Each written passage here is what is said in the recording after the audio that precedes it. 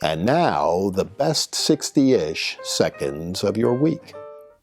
And fall is with us. The days are crisper and getting much shorter, and the situation in the Middle East intensifies, with Hezbollah now mounting more aggression on the northern side of Israel, while Hamas continues to do its destructive things to the south, and Israel prepares to fight back, massing hundreds of thousands of troops on the border, ready to move in, perhaps even as we're talking this morning.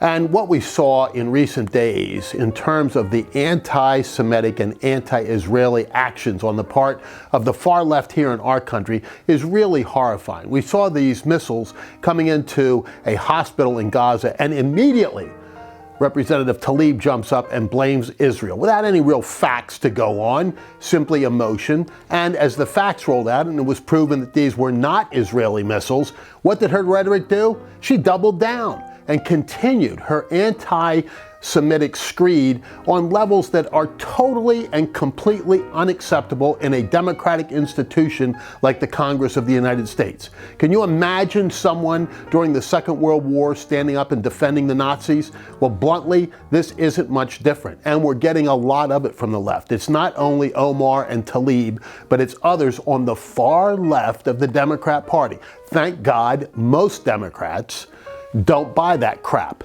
but a significant and growing number do. And we're going to need to take a look at the Democratic Socialists of America, that party of which the Squad and others are members, including many here in Pennsylvania. And their really radical, far-left notions, not only about Israel, but about the United States of America. You know, I think back to one of my heroes, Ambassador Jeane Kirkpatrick, who almost 40 years ago gave one of the greatest speeches in American political history, her famous "They always blame America first" speech. Well, things haven't changed too much, have they? Because the left and their kin always blame America first, unless, as they do right now, they blame Israel first. In either instance, they are wrong. And on Thursday night, President Biden chose to address the nation. And bluntly, I had high hopes for that speech, because the speech that he gave previously about Israel was, in my judgment, the best of his administration. Now, that may be damning with faint praise, and I think it is, but nevertheless, his rhetoric was right. And the question then became, would he follow the words? Would his actions follow what he said? Would he walk the talk, or whatever expression you want to use? And Thursday night was an opportunity for him to double down and make very clear, unequivocally so, what our position is, not only with respect to Israel, but to the other hot spots in the world. And frankly, it was a weak speech. He looked and sounded old and tired, which of course he is, but he wasn't the demonstrable leader that we need right now. And all this talk of more and more and more money, billions of dollars. How about the $6 billion that his administration shipped over to Iran? I mean, Iran is the #1 exporter of terrorism around the world. They clearly are funding Hamas and Hezbollah, their agent states, and we're sending them money. So there needs to be a clear and unmistakable message from this administration that is followed up on, and I hope and pray that they will. There have been glimmers of hope.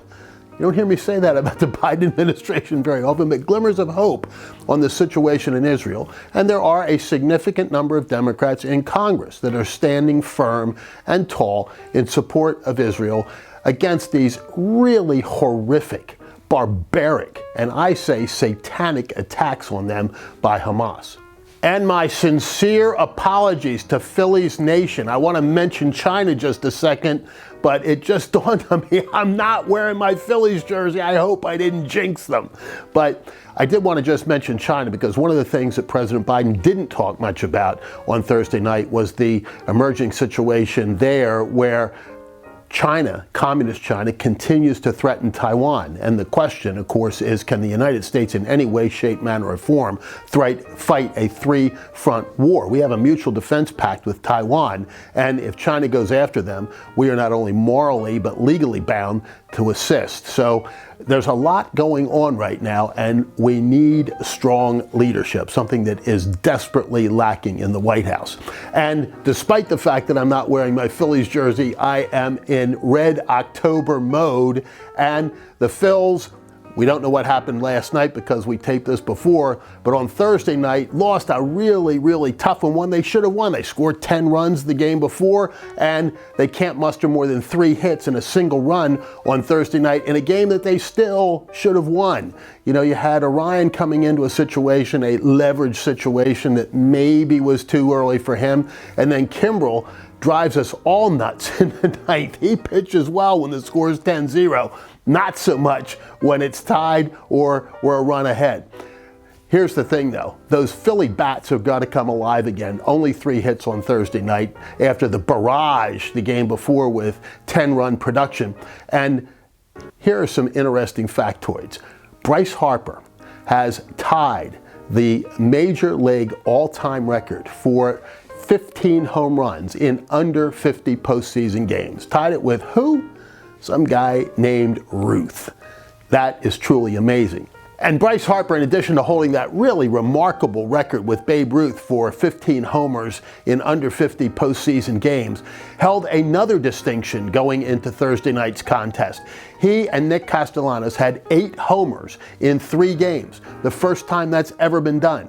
8 home runs in 3 games by a duo. And there are only 2 other duos in the history of baseball that have come close, each with 7.